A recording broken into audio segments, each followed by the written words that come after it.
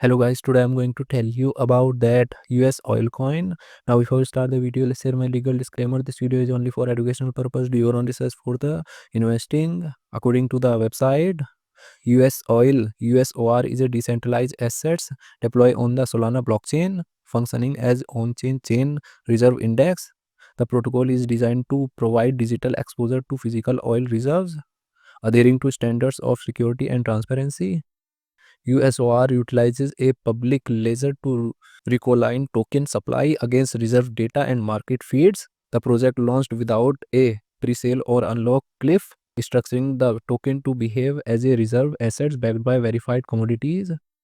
USOR is a Solana-based cryptocurrency launched in 2026 that aims to provide narrative-driven on-chain exposure to the concept of US oil reserve, though it is not legally backed by physical oil.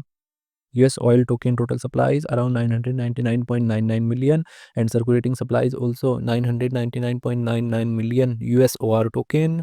USR token is listed on centralized exchanges like Metaora VD, Orca, Radium and other exchanges.